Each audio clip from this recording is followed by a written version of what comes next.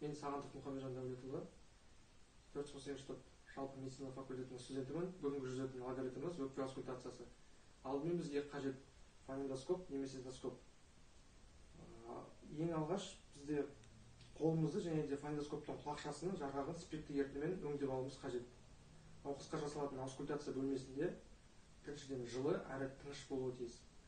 Науқас оң жағымызда орналасуы қажет және оның денесі жартылай жалаңаштануы тиіс. Өкпе аскультациясы салыстырмалы түрде симметриялы бөлікте жүргізілетін болады. Алдымен бұғана үсті ойық шұңқырларын тексеретін боламыз.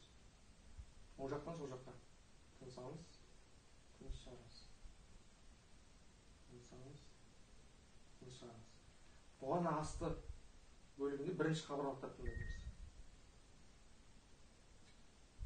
Сол жақтан тыныс алыңыз, тыныс шығарыңыз. Бұғана орта сызығымен екінші қабырғалықты тыңдаймыз.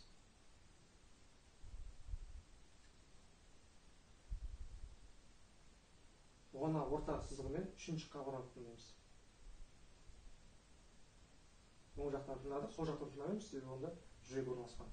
Науқастан қолын жоғарыға көтеріп бүгуін сұраймыз. Мұнда қолтық орта және қолтық алдыңғы сызығымен 5-6 қабырғалықтарды тыңдайтын боламыз.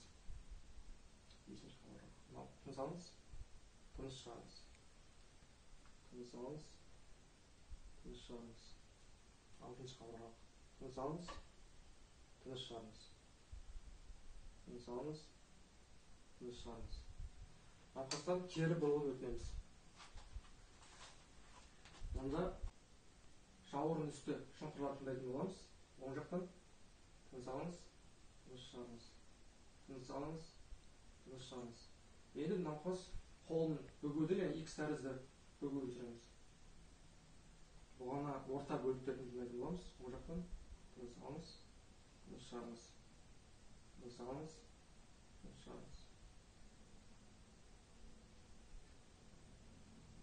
Тыныс алыңыз, тыныс шығарыңыз.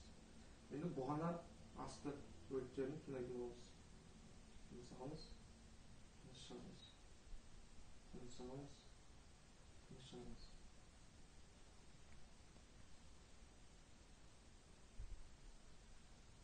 Кері бұрылып өтінеміз. Енді тыныс алу жиілігін анықтайтын боламыз. Науқастан қолын кеуде тұсына қайып көтеруін сұраймыз. Осында тыныс алу жиілігін 1 минут көлемінде тыңдататын боламыз. 1 минут көлемінде тыңдадық. Науқастың тыныс алу жиілігі 17 рет минутына. Енді қорытындылай беретін болсақ, науқастың тынысы анық, тынысы визикулярлы, қалыпты сырылдар және де крепитация анықталмаған. Науқастың екі өкпесі де тыныс алуға қатысады. Назар қойып тыңдағандарыңызға рахмет, сау болыңыздар.